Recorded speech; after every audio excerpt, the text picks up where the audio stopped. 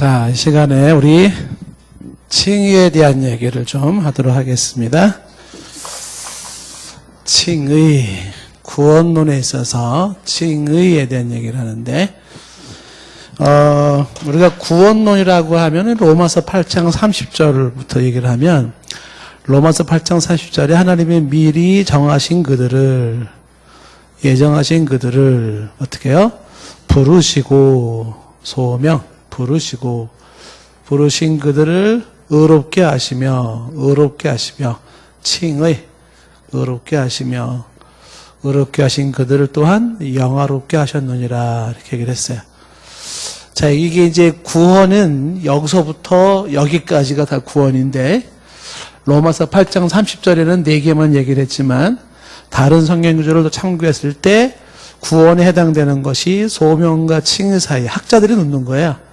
여기에 이제 거듭남, 중생, 그 다음에 이제 회심이라고 하는데 그걸 쪼개서 얘기할 때 회개와 신앙 이렇게 칭의를 끝나게 되면 이제 그 다음에는 자녀 된다는 양자 그리고 성화 거룩해져 간다 이렇게 그리고 영화까지.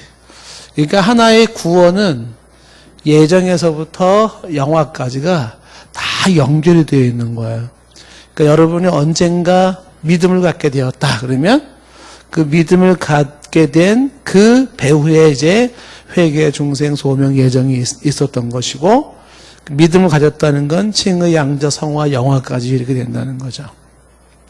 그래서 이게 쭉 연결되어 있는데 요거는 이제 시간적 순서이기도 하지만 동시에 논리적 순서로서 얘기를 하는데 구원을 얘기할 때 이게 다 구원인 거예요.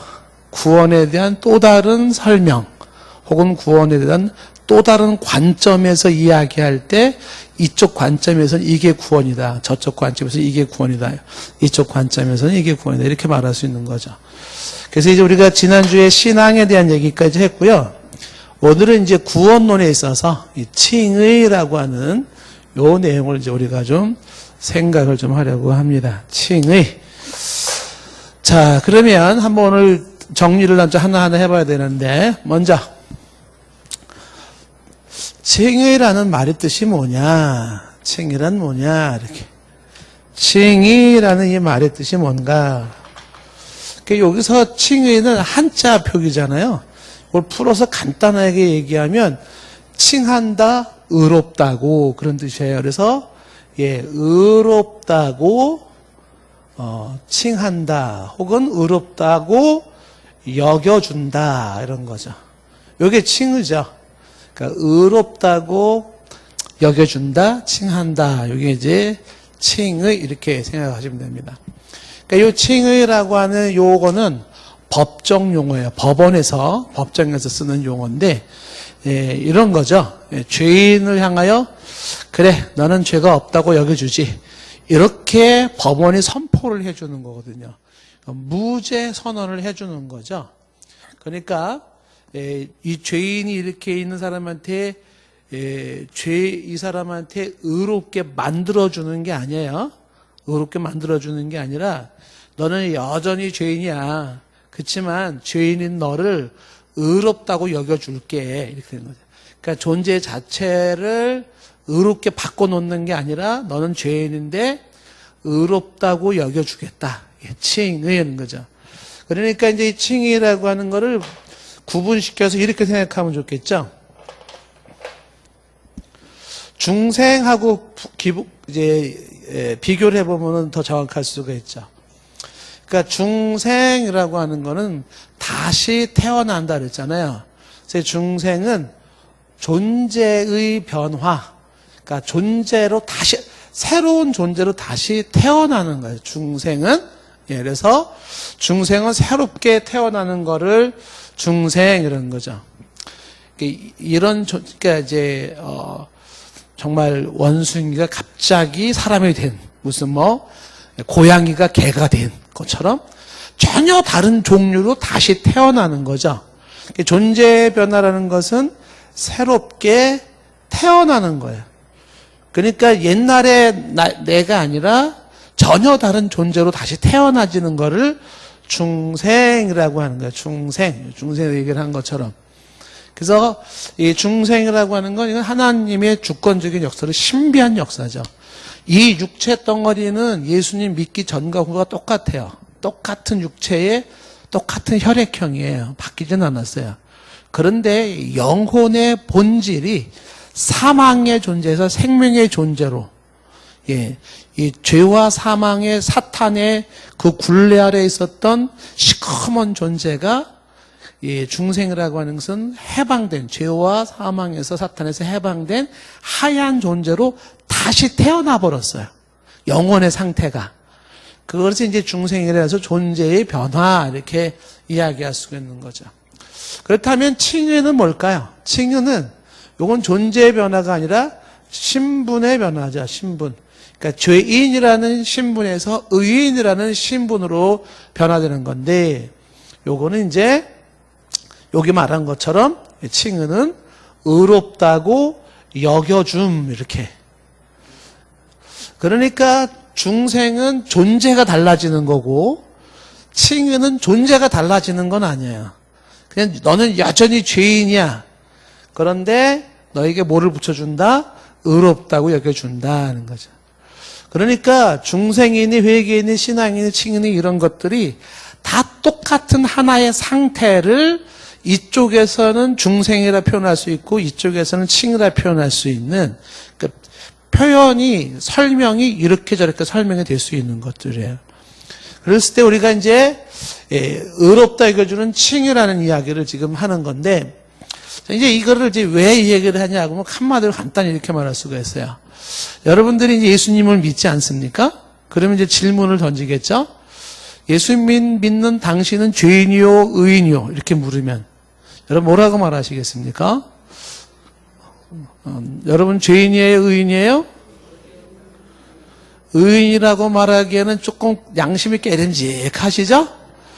근데 죄인이라고 하기에는 내가 용서받았고 주님의 보혈로 다 죄사함을 받았는데 그래서 이렇게 헷갈리죠. 그거를 가장 확실하게 설명할 수 있는 게 칭의죠. 칭의. 칭의는 죄인은 죄인인데 의롭다고 여겨주는 죄인이에요. 내가 죄인이에요. 그렇지만 의롭다고 여김을 받은 죄인이에요. 죄인인데 의롭다고 여김을 받은 죄인이라. 이게 다른 말로 바꿔 말하면 용서받은 죄인. 나는 내 죄가 용서받았음에도 죄인이에요. 죄인은 죄인이지만 용서를 받았어요. 자, 이게 바로 칭의를 이해하시는 거죠. 그래서 나는 죄인이면서 동시에 의인이고 의인이면서 동시에 죄인이에요. 자, 이제 요 내용이 이제 쭉 공부하다 보면 조금 더 여러분들이 잡힐 수 있을 겁니다. 자, 이사야서 53장 11절에 보시면 이사야 53장은 메시아의 순환에 대한 거죠. 자, 뭐라고 되어 있냐면 그가 자기 영혼에 수고한 것을 보고 만족하게 여길 것이라. 그때 뭐라고 말을 하고 있냐면 나의 의로운 종이 자기 지식으로 많은 사람을 의롭게 하며, 그러니까 많은 사람을 의롭게 하며 이렇게 의롭게 한다.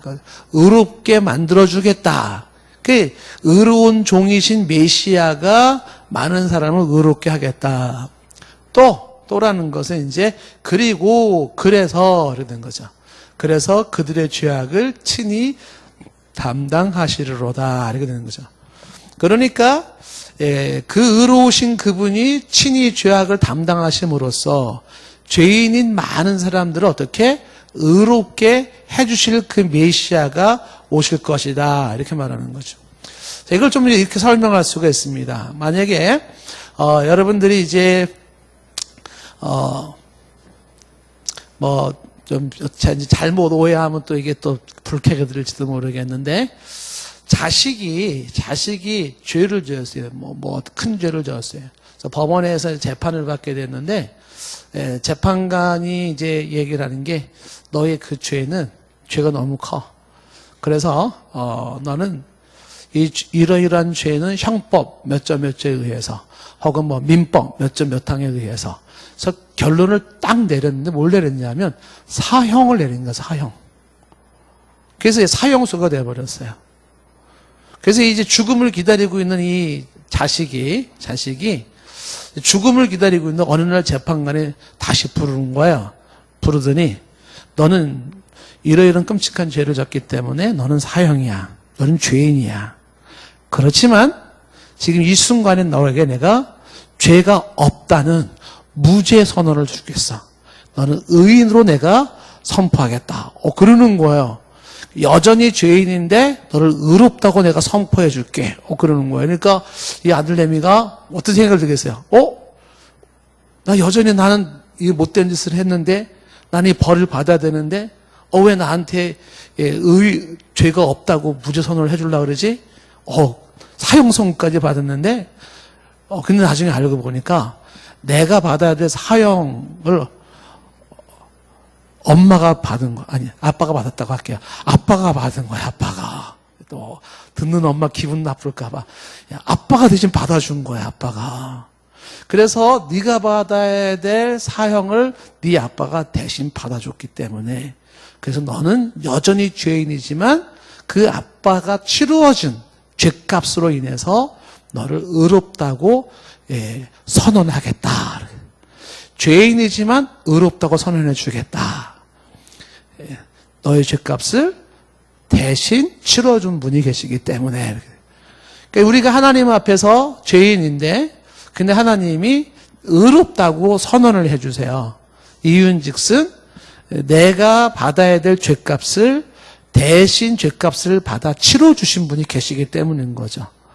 누가 그 죄값을 대신 치러줬어요? 바로 예수님이 십자가에서 치러주신 것이죠. 그게 지금 읽은 이사야 53장 11절 말씀이에요.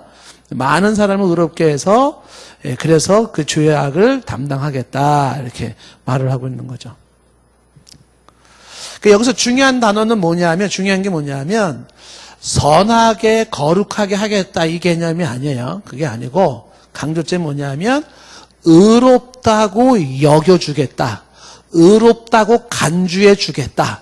그러니까 본질 자체가 달라지는 게 아니라 너는 여전히 죄인 상태지만 의로운 자로 무죄로 여겨주고 간주해 준다라는 내용이죠. 자, 그래서 이 내용을 조금 더 정리를 한다 그러면 칭의를 풀어서 설명한다 그러면 첫째, 인간의 칭의는 인간의 실제 상태는 여전히 죄인이에요. 실제 상태는 여전히 죄인. 나는 여전히 죄인이다. 이게 이제 첫 번째죠. 그리고 이 여전히 죄인인 나를 의롭다고 여겨주시는 근거가 뭐냐면 바로 예수 그리스도의 대속으로 이렇게. 예수 그리스도의 대속이라고 하는 이 근거에 입각하여서 이 죄인을 어떻게 의롭다고 재판관이 선언하는 거죠. 공포한다. 그러니까 이게 이제 칭의를 이해하는 핵심적인 거예요. 여전히 죄인인데 예수 그리스도의 대속으로 의롭다고 선포함을 받았어요. 의롭다고 그런 공포를 받게 된 것을 이거를 칭의라고 이야기를 하는 거예요. 칭의. 칼빈이라는 종교개혁자가 기독교 강요라는 책에서 이제 얘기할 때 칭의라고 하는 것은 죄의 용서로서 하나님에 의하여 은혜롭게 받아들여진 칭의. 무슨 말인지 이해가 좀 되시나요? 그러니까 칭의는 죄가 용서되어지는 거예요. 죄가 없어지는 게 아니라 죄가 용서되어져. 왜? 대신 죄값을 치러주신 분이 계시기 때문에 그래요. 그러면서 하나님이 그 죄인을 의인이라고 받아주는 거예요. 여전히 죄인인데 너는 의인으로 내가 받아줄게 하고 받아주는 거죠. 이게 칭의죠. 그러니까 죄인된 나를 의인으로 받아주는 것이에요.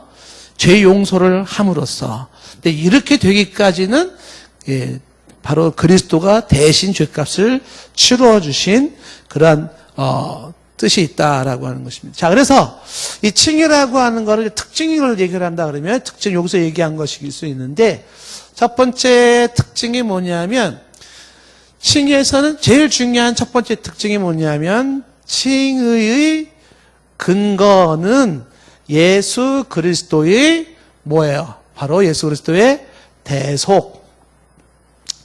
그러니까 특징이 이걸 얘기해야 돼요. 의롭게 여김을 받는 근거는 바로 예수 그리스도의 대속에 있는 것이에요. 자, 여기서 예수 그리스도에게 있다라는 요게 강조돼야 되는데, 자, 이게 왜 중요하냐면 잘 들으셔야 됩니다. 의롭다고 여김을 받는 그 근거는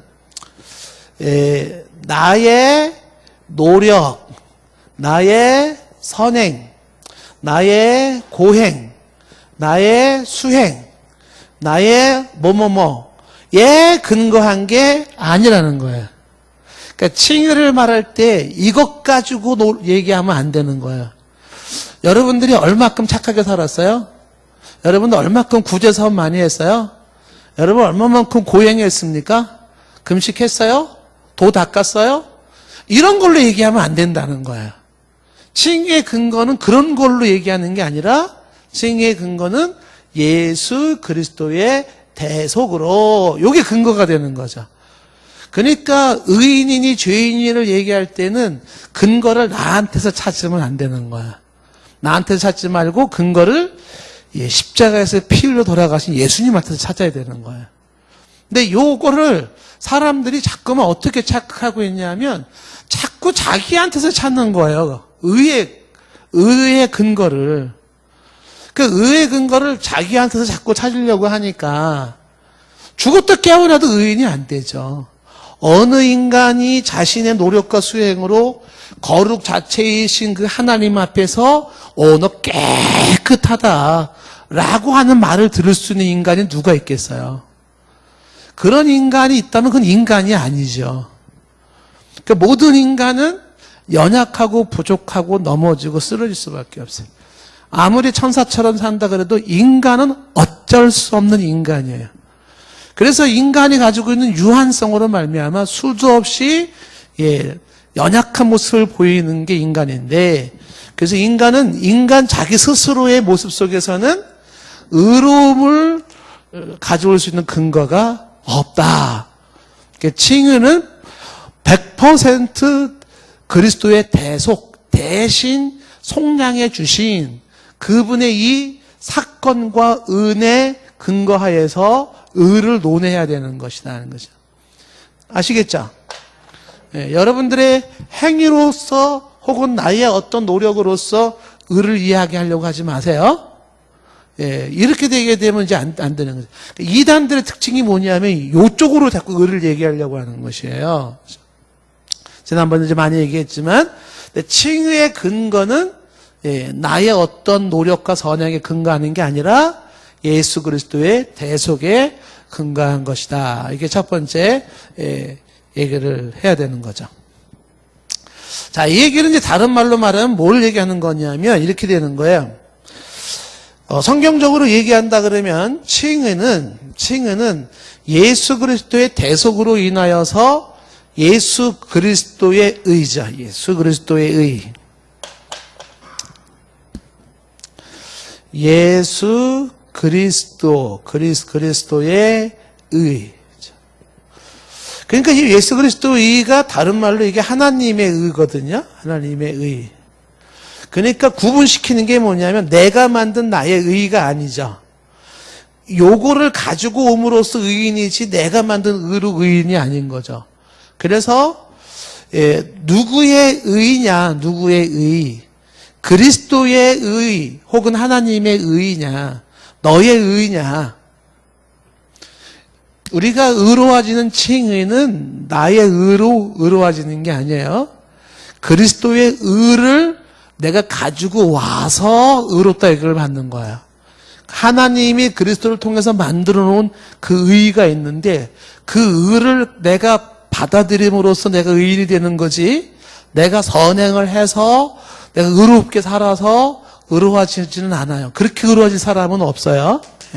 그러니까 이게 나의 의인가 그리스도의 의인가 이거 분명히 해야 되는 거죠. 여러분 인생 살아가면서 여러분은 무슨 의를 가지고 살아가요? 나의 의를 가지고 살아가요? 아니면 그리스도의 의를 가지고 살아가요? 그리스도의 의를 가지고 나가는 거죠. 훗날에 여러분이 오늘이라도 주께서 내 생명을 부르신다면 하나님 앞에 갈 때 뭐 가지고 나갈 거예요? 나의 의 가지고 가실래요? 그리스도의 의를 가지고 가실래요? 그리스도의 의를 가지고 가셔야 돼요. 예. 어줍지 않게 하나님 앞에 가가지고 제가요, 그래도 이렇게 의롭게 살았거든요. 그리고 나의 의로움을 얘기하는 그 순간에 부끄러워서 고개를 못 들게 되는 게 인간이에요. 부끄러워가지고. 아주 도덕군자로 살았던 것 같지만, 그러나 하나님 편에 봤을 때는 추하기 짝이 없는 그런 모습이 인간의 모습이죠. 그래서 나의 의의는 내세울 게 하나도 없어요. 오직 그리스도가 십자가에서 이루어놓으신 그 의를 가지고 하나님 앞에 나아갈 때 하나님이 그리스도의 의를 보시고 의롭다 여겨주시는 것이죠. 나의 의가 아니라 그리스도의 의를 가지고 나간다. 자, 그래서 칭의의 첫 번째 특징은 이제 그리스도 해석이라고 하는 것이고요. 두 번째 특징이 뭘까요? 두 번째 특징은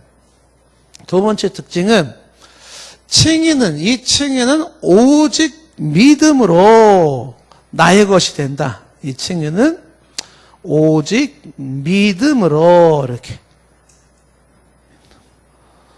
나의 것이 된다. 이게 무슨 얘기냐면, 우리가 이제 이렇게 질문하잖아요. 이제 사람들이 많이 질문하는 것 중에 하나가, 어떻게 저 2000년 전에 저 먼 이스라엘 땅에서 죽은 예수님이 대속 어린 양 희생제물로 죽은 그 사건이 2000년 전의 사건이고 저 먼 이스라엘 사건인데 그게 어떻게 지금의 너를 위한 사건이 될 수가 있냐, 이 질문하는 거죠. 그건 그때 그 옛날 저 이스라엘의 역사 속에서 로마 시대 때 그때 이야기지. 그게 왜 지금 너한테 그게 유효하고 너의 것이 될 수 있냐. 그러니까 그때의 그 옛날 그 먼 곳에서 죄를 대속하시기 위한 구약에 말했던 화목제물로서 죽으셨던 그 어린 양 예수 그리스도의 대속의 피가, 그 죄사함의 피가 지금 나의 것이 될 수 있는 이유는 바로 믿음이 그 예수와 나를 하나로 묶는 거예요. 이 믿음은 시간과 공간을 초월하여 그 예수의 그 사건과 효과가 나의 것이 되게 하는 거예요. 그래서 예수님이 인간의 죄를 대속하기 위해서 죽었대. 예수님이 그 사람들이 받아야 될 형벌을 대신 받으셨대. 이렇게 아는 것만 가지고는 안 돼요. 왜? 그것 가지고는 이 혜택을 못 누리는 거죠. 많이 얘기를 했지만은 이 약을 먹으면 네 병이 치료된대. 이 약 먹고 많은 사람들이 치료됐대. 너도 이거 먹으면 살 수 있대. 그래, 맞아. 저 약은 나 같은 사람, 병 걸린 사람이 먹으면 반드시 낫는 약이야. 아는 것 가지고 내 병이 치료되는 게 아니에요. 어떻게 해야 돼요? 먹어야 되는 거죠. 그래서 이게 내 것이 돼야 되는 거죠. 내 몸에 들어와서 내 것이 돼야 되죠. 그러니까 내가 먹지 아니하여 내 것이 안 되면 그 효과 혜택을 못 누리는 거죠. 그러면 예수님이 죄를 사하고 그 죄와 사망의 사슬을 끊어버리고 해방시키고 이렇게 하는 그 권세와 능력이 내 것이 되려면 그 예수님의 그거를 내가 먹어야 되는 거잖아요. 그거 먹는다는 게 뭐냐? 믿는 겁니다. 그 사실을 믿는 거예요. 우리가 지난 시간에 신앙에 대한 얘기를 했잖아요. 믿음이라고 하는 거. 맹목적인 그냥 믿습니다가 믿음이 아니라 그랬죠. 뭘 믿느냐? 지적인 동의, 그렇죠? 그리고 그 믿음에 대한 감정적인 기쁨과 환영, 의지적으로 받아들이는 거잖아요.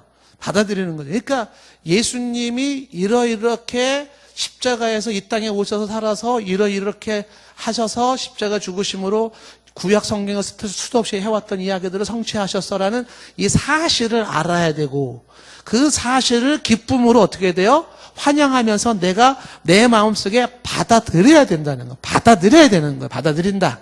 그 사실을 받아들임으로써 그래서 그것이 믿음이죠. 그래서 내 거가 되는 거예요. 그 받아들인다라고 하는 이 영접이라고 하는 그 받아들이는 행위가 있어요. 그 믿음으로써 이게 나오는 거죠. 여러분 같이 결혼해서 살고 있는 현재 아내나 남편이 내 아내, 내 남편임을 받아들이시겠습니까? 못 받아들이시는 분들이 계셔요. 그거는 그냥 형식상 부부지 그건 부부가 아닌 거예요. 이 시간 이후로 받아들이기 바랍니다. 예? 수십 년 동안 못 받아들였어도 지금이라도 받아들이셔야지. 어쩌겠어요. 그래서 모양만 부부로서가 아닌 인정을 하셔야죠. 예. 서경우 집사는 내 남편이다. 이렇게. 받아들여야, 아니, 왜 거기 얘기를 했을까, 제가 지금. 서 집사님 또 오늘 안 나오셨네. 권사님은 받아들이죠. 그렇죠? 예. 받아들이는 게 뭐냐면 영접하고 인정하고 하는 거죠. 그러니까 예수님은 바로 그런 분입니다. 나를 위해서 그렇게 대신 죗값을 치러주심으로써 나로 하여금 죄에 묶이지 않게 하시는 나의 구원자이십니다. 나의 그리스도이십니다. 이것을 내가 인정합니다. 내 마음속에 받아들입니다. 누군가가 나에게 묻기를 야, 예수가 너한테 누구야? 그러면 예수는 나의 신랑이지 라고 말하는 것처럼 예수님은 나를 구원하신 구세주이시지 라고 말할 수 있어야 되죠. 왜? 나는 내 마음속에 받아들였어요. 이분은 나의 구원자로 받아들이는 거죠. 나의 메시아로, 나의 그리스도로. 그래서 나에게 예수님은 바로 이분입니다. 나의 구원자, 나의 그리스도. 너한테 신랑 있어? 너한테 그리스도가 있어? 있지. 누군데? 예수님이야. 예. 나의 그리스도는 바로 예수님이야. 이렇게. 그 예수님은 나의 그리스도야. 같은 말이죠. 그래서 믿음으로 받아들임으로써 이 대속의 효과가 내 것이 되는 것이다.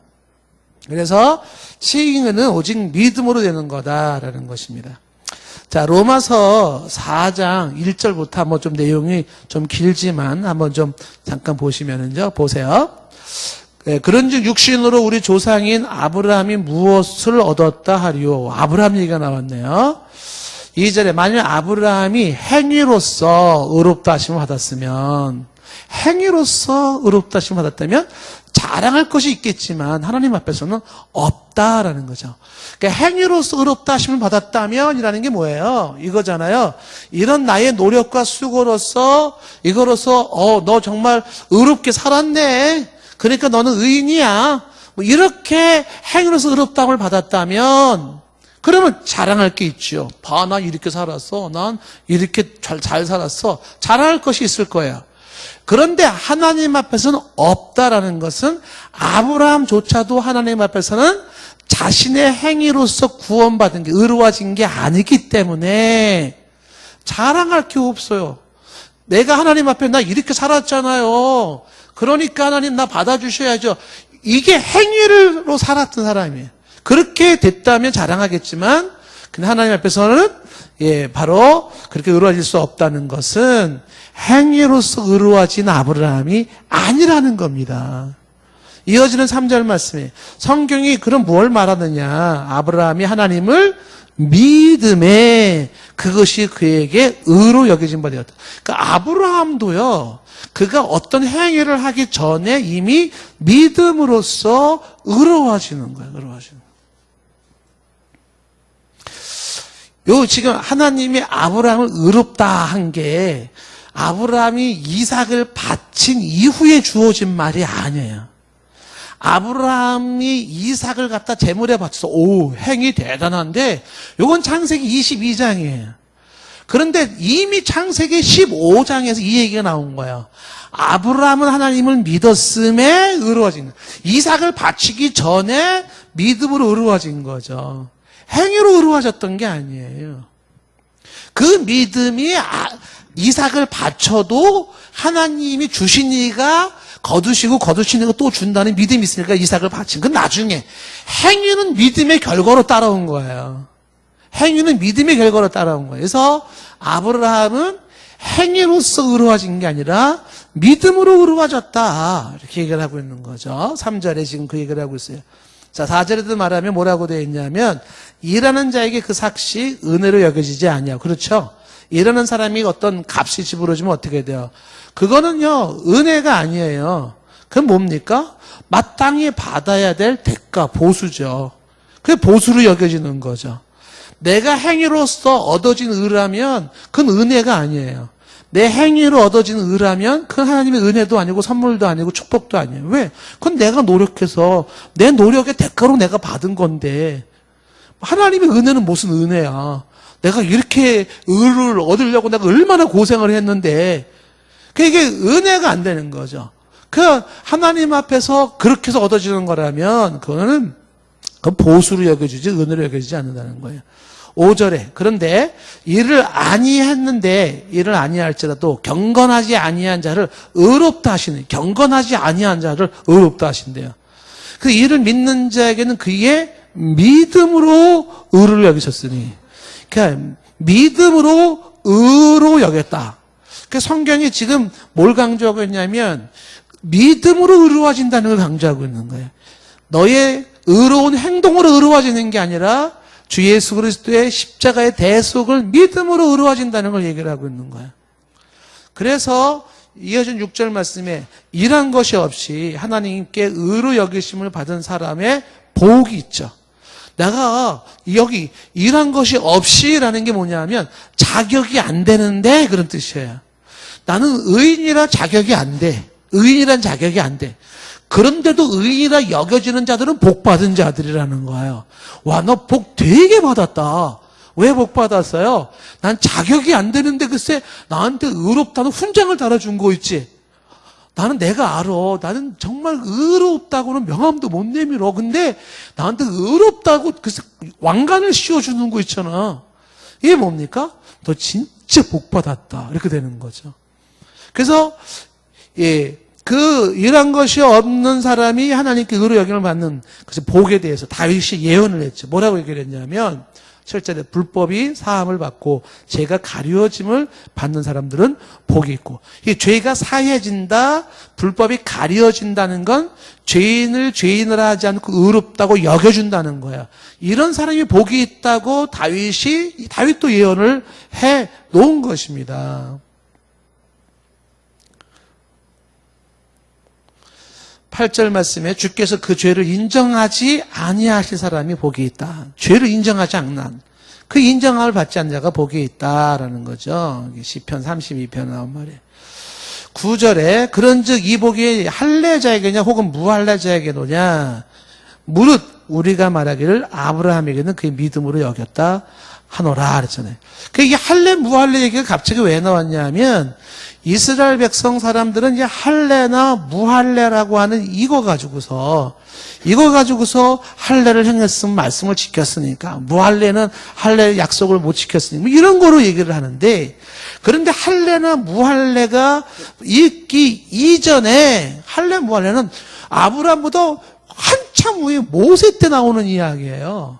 그러니까 할례 무할례가 나오기도 전에 아브라함은 할례 무할례 상관이 없이 믿음으로 의로하셨다는 거죠. 그러니까 유대인들이 말하는 것처럼 뭐 율법을 지켜야 의로워진다는 등 뭐 말씀을 지켜야 의로워진다, 그 얘기가 아니에요. 이 벨소리는 이제 끝날 때가 다 됐다는 사인을 주신 것 같아요. 자, 그래서 얘기하는 게 뭐냐면, 성경에 믿음으로써 의로워진다는 걸 강조하는 것이죠. 갈라디아서 2장 16절 말씀해 보시면은요, 갈라디아 2장 16절에. 자, 보세요. 사람이 의롭게 되는 것은 율법, 말씀, 법을 행위로 말미암음이 아니요, 오직 예수 그리스도를 믿음으로 말미암는 줄 알므로. 우리도 그리스도 예수를 믿나니 이는 우리가 율법의 행위로서가 아니고 그리스도를 믿음으로써 의롭다함을 얻으려 함이라. 율법의 행위로서는 의롭다함을 받을 육체가 없느니라. 저와 여러분들이 의로워질 수 있는 방법, 어떻게 의로워질 수 있나요? 예수 그리스도를 믿음으로써. 이 땅에서 존속하는 모든 인간이 영원한 재판관 되신 하나님 앞에서 너는 의인이라 이렇게 선언을 받을 수 있는 유일한 길은 예수 그리스도를 믿음으로써예요. 다른 것으로서가 아니다라는 겁니다. 이게 이제 종교 개혁의 주요 핵심 사항이었었죠. 그래서 솔라 피데 오직 믿음으로 종교 개혁자들이 이거 특히 마틴 루터가 이거 발견해가지고 막 소름이 돋았잖아요. 루터가 소름이 돋았습니다. 로마서 1장 17절 말씀에 복음에는 하나님의 의가 있어. 하나님의 의. 루터는 평생 나의 의를 만들려고 했는데 이게 실패였었어요. 그래서 루터는 정말 괴로웠어요. 왜냐하면 어릴 때부터 호두알 훔쳐먹은 것 때문에 엄마한테 피나게 맞은 적이 있었잖아요. 너무 율법적으로 커가지고 루터는 제일 가기 싫은 데가 학교였고 교회였었어요. 가면 그 학교에서 교장 선생님이 잘못할 때마다 때리는데 한 번은 막 열 몇 번을 마신 거야, 루터가. 그러니까 루터는 어릴 때 학교를 뭐라고 불렀냐면 사탄의 교실을, 사탄의 학교라 그랬어요. 그 학교가 그렇게 싫었습니다. 교회를 가도 교회 가면은 마치 절에 가면 뭐 사천왕 많은 칼 들고서 이렇게 무서운 사람이 막 이렇게 치는 것 같이 그리스도가 그렇게 느껴졌던 거야. 내 잘못한 것만 뒤져가지고 그것만 가지면 호통을 치는 무시무시한 공포의 그리스도였었어요. 그래서 루터는요 평생이 괴로웠어요. 그래서 그냥 자기가 이상한 생각이 떠오를 때마다 뭐 분노가 생길 때마다 혹은 미움이 생길 때마다 자기 몸에다가 채찍을 쳤어. 채찍을 막 때렸어요. 수도원에 들어가서도 명상을 하고 수행을 하는데 어느 날 또 이상한 생각이 싹 스쳐가. 어떤 또 사람에 대한 미움이 팍 들어. 그러면 그것도 죄잖아요. 그래서 나는 왜 이 죄를 못 벗어나. 그러고 막 루터가 자기 몸을 막 때렸는데 어느 날은 너무 때려가지고 기절해버렸어, 루터가. 땅바닥을 뒹굴면서 통곡했어요. 어쩔 줄 몰라가지고. 그리고 한 번은 이 성당 계단을 무릎으로 올라갈 때마다 한 번 무릎으로 올라갈 때 한 계단 올라갈 때마다 뭐 죄가 몇 년 죄가 사해진다 그래가지고 피멍이 들도록 올라가고요. 루터의 고민이 뭐냐면 나의 금식과 나의 고행과 나의 선행과 나의 이 자기 학대와 나의 이 모든 것들을 이렇게 한다고 해서 내가 의인이 될 수 있을까? 이게 루터의 평생의 고민이었었는데 어느 날 로마서 1장 17절 말씀에 딱 봤는데 거기 뭐가 되어 있냐면 복음에는 하나님의 의가 있어. 이러면서 깜짝 놀란 거예요. 왜? 평생 자기는 나의 의 이거를 가지고 살았어요. 근데 이거는 답이 안 나온 거예요. 근데 복음에는 예수 그리스도의 복음에는 하나님이 있어. 믿음에서 믿음에 이르게 한다는 이 말씀. 사람이 의로워지는 건 나의 노력과 행위로 되는 게 아니었구나. 그동안 헛살았죠. 그래서 루터가 그걸 발견하고 감동을 받아가지고 그동안에 들었던 모든 말씀들이 퍼즐처럼 쫙 맞춰지기 시작을 했던 거예요. 그래서 예수님이 하나님의 아들로서 의로운 자가 왜 죄인이 되어 이 땅에서 십자가에 피를 흘려야 됐는지, 왜 죽어야 했는지, 그 십자가 죽음의 의미와 하나님의 진노와 심판과 믿음과 이게 쫙 맞아가면서 루터가 그때 딱 종교회 때 강조한 게 뭐예요? 이신칭의 혹은 이신득이에요. 믿음으로써 의로워지는 거다, 이거를. 근데 루터가 이거를 아주 심지어 강조할 때 이신칭의, 칭의 혹은 이신득의라고 해요. 근데 이 내용이 루터가 당시에 종교개혁의 핵심 사상의 하나로 딱 잡히게 된 이유가 왜 그럴까요? 그 이유는 당시의 종교개혁 당시에는 로마 카톨릭이 지배했던 당시잖아요. 로마 카톨릭에서 강조하는 게 뭐냐면 의를 얻기 위해서는 고해성사를 해야 된다, 고행을 해야 된다, 선행을 해야 된다, 면죄부를 사야 된다. 이런 거를 강조했던 시대적 상황에서 그러니까 큰 죄 작은 죄를 지어가지고 사람들이 매일같이 어디 가요? 신부님한테 똑똑똑똑 신부님 제가요 어제 있잖아요 딱지 5장 훔쳤거든요. 그럼 신부님 그 죄는 그렇게 큰 죄가 아니니까 저기 오늘 밥 한 끼만 금식해. 알겠습니다. 감사합니다. 그래 밥 한 끼 금식함으로 내 죄는 사해졌다. 어느 날은 똑똑똑똑 고해성사 할 게 있는데요. 신부님 제가 있잖아요. 요번에 조금 죄가 더 크거든요. 어떻게 하면 좋죠? 그럼 신부님이 그 죄를 사하기 위해서 이렇게 해라 저렇게 해라.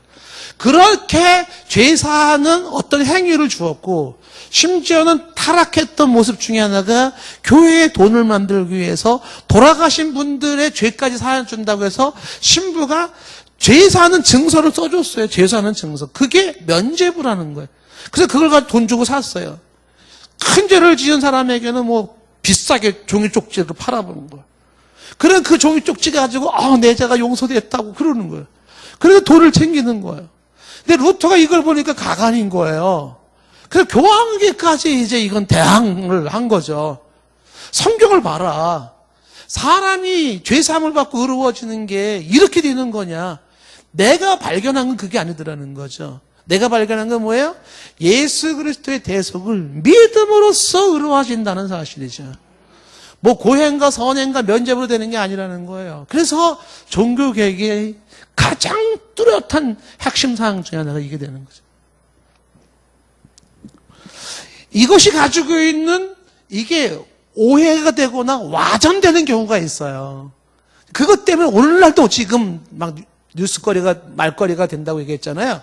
그런데 중요한 건 뭐냐면 이게 어떻게 와전되는지는 구원파에서 나타난다고 얘기를 했잖아요.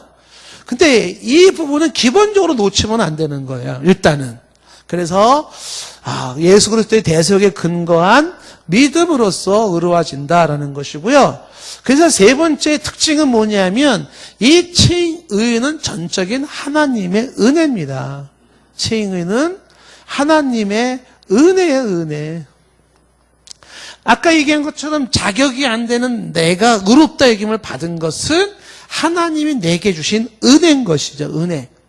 로마서 지금 3장에 보시면 3장 말씀에 3장에 우리 22절부터 좀 읽어볼게요. 3장 22절. 좀 19절부터 쭉 읽어봐야 되는데 22절에 보시면 곧 예수 그리스도를 믿음으로 말미암아 모든 믿는 자에게 미치는 하나님의 의인이 그렇죠? 22절 다시 읽을게요. 곧 예수 그리스도를 믿음으로 말미암아 모든 믿는 자에게 미치는 하나님의 의인이 차별이 없어요. 23절 모든 사람이 죄를 범하였으면 하나님의 영광에 이르지 못했잖아요. 이게 모든 인간의 특징이죠. 그런데 24절에 그리스도 예수 안에 있는 속량이 뭐라 그랬어요? 값을 주고 사온다 그러는 거잖아요. 값 주고 사오면 그리스도가 핏값을 주고 사온 이 속량으로 말미암아 하나님의 은혜로 값없이 의롭다 하심을 얻는 자가 되었느니라. 값없이 은혜로 그러니까 내가 만든 의라 그러면은 이게 은혜가 아니에요. 그 보수는 그거는 하나님 앞에 주신 선물이 아니에요. 그런데 하나님의 은혜로 값없이 의롭다 하심을 줬어요. 이 혜택을 받은 게 누구예요? 예수 그리스도를 믿는 믿음으로 된 것이죠. 어떤 사람들은 이렇게 얘기해요. 야, 크리스찬들은 아주 너무 뻔뻔하고 크리스찬은 아주 너무 못돼 처먹었다는 거예요. 이유은즉슨 그저 온갖 나쁜 짓은 다 해놓고서 죄는 다 해놓고서 예수님을 믿음으로 죄사함을 받았다고 의인이 됐다고 얘기를 하는데 야 그런 싸구려 이런 싸구려 이 믿음을 가진 그리스도인들은 아주 너무 뻔뻔하다는 거예요.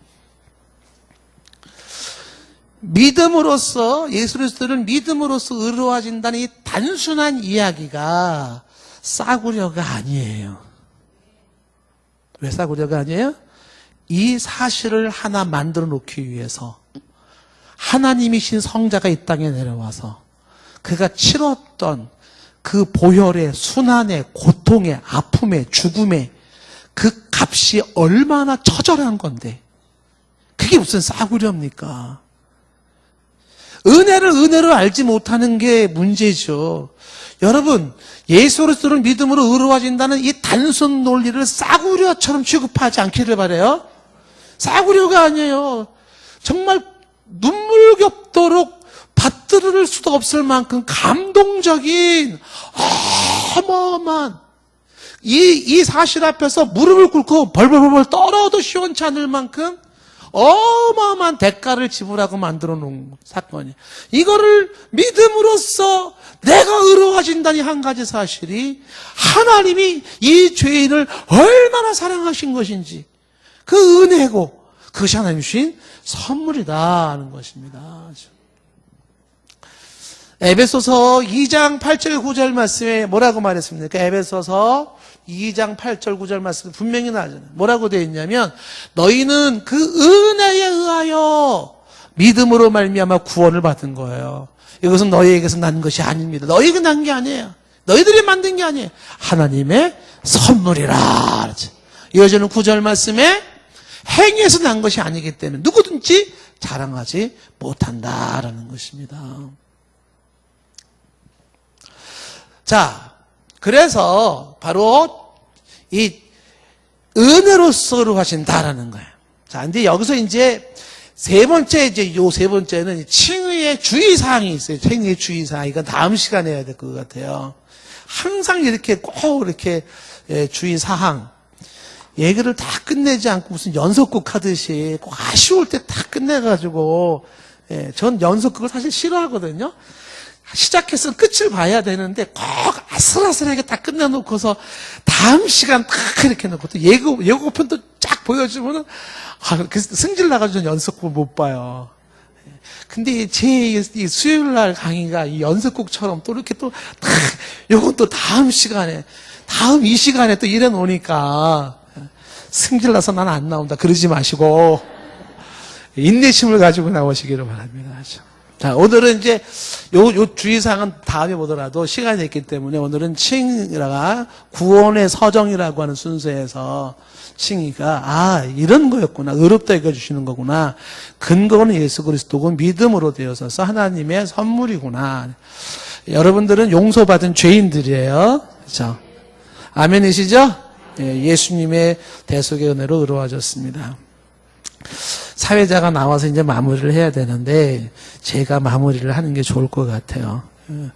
사회자의 눈빛이 목사님 끝내주세요 이 눈빛이에요. 왜냐하면 복음성가를 좀 이렇게 익숙지 못한 복음성가를 불러야 할 때는 사회자도 사실은 괴로워요. 근데 뭐 집사님은 뭐 어릴 때부터 신앙생활 했으니까 이게 뭐 노래는 어렵진 않을 것 같은데 나와서 하실래?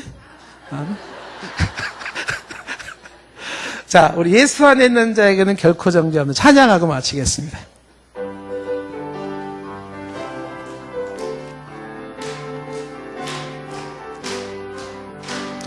예수 안에 있는 나에게 결코 정죄함 없네. 생명의 성령의 법이 해방하였네. 예수 안에 있는 나에게 결코 정죄함 없네. 생명의 성령의 법이 해방하여. 다시 한번 예수 안에 있는 나에게 결코 정죄함 없네. 아멘. 생명의 성령의 법이 해방하였네. 예수 안에 있는 나에게 결코 정죄함 없네.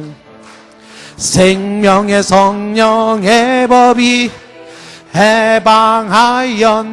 예수 오직 예수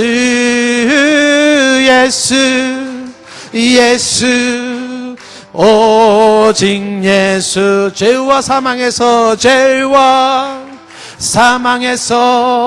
나를 구원했네. 죄와 사망에서 나를 구원해. 해방되었네. 죄와 사망의 법에서 해방되었네. 죄와 사망의 법에서 해방되었네. 죄와 사망의 법에서 아멘. 해방되었네. 죄와 사망의 법. 다시 한번 예수 안에 있는 나에게 결코 정죄함 없네. 생명의 성령의 법이 해방하였네. 예수 안에 있는 나에게 결코 정죄함. 믿음을 가지십시오. 성령의 법이 해방하여 예수 오직 예수 오직 죄와 사망에서 나를 구원했네. 죄와 사망에서 나를 구원했네. 해방되었네. 죄와 사망의 법에서 해방되었네. 죄와 사망의 법에서 예수 오직 예수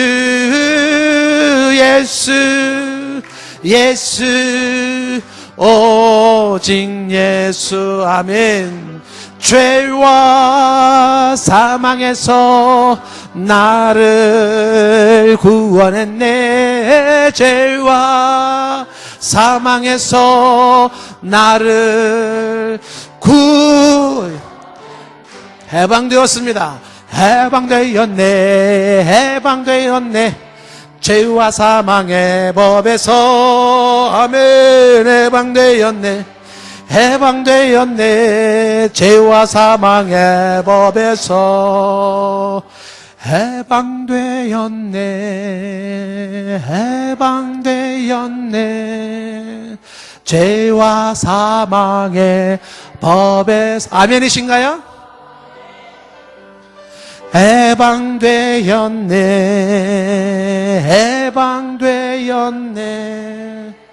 죄와 사망의 법에서.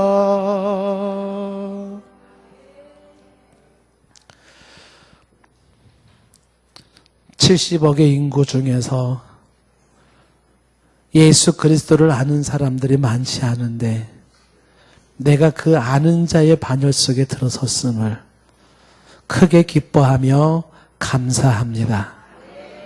사람이 어떻게 하나님 앞에서 의로워질 수 있는지 오늘 다시 한번 똑똑히 말씀을 확인합니다. 다른 것에 속지 않게 하시고 다른 것에 흔들리지 않게 하시고 이 믿음 위에 굳게 서게 하옵소서. 우리 평생의 삶에 예수 그리스도가 없다면 우리는 아무것도 아닙니다. 내게 예수 그리스도가 있으므로 내가 될 수 있고 내가 영원히 하나님 앞에 보장될 수 있음을 크게 기뻐합니다. 우리에게 예수 그리스도를 보내주시고 십자가 못 박혀 대신 돌아가게 하시고 오직 믿음으로 하나님 앞에 의롭다 여김을 받는 복 있는 자가 되게 하시니 하나님 영광과 찬송을 받아 주시옵소서. 오늘도 3-2 구역이 하나님 앞에 마음을 모았습니다.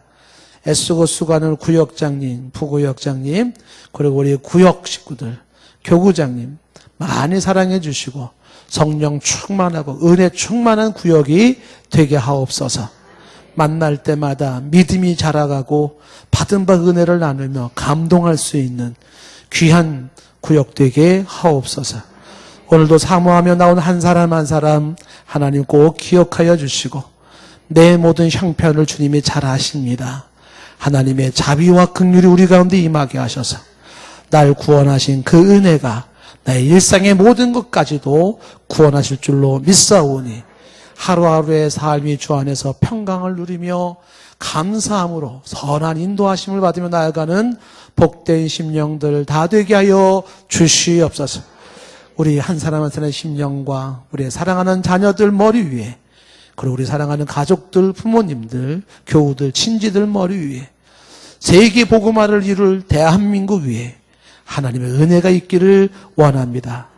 지금은 우리 주 예수 그리스도의 은혜와 하나님 아버지의 크신 사랑하심과 성령의 충만케 하심이 오직 예수 그리스도의 대속을 믿음으로써 의롭다 여김을 받으며 기뻐하고 내 모든 죄와 허물이 가림을 받고 죄사함을 받은 자의 복을 누리며 나아가는 죄사함 받은 우리들 이 모두의 머리 위에 지금부터 영원토록 함께 있을지어다. 아멘.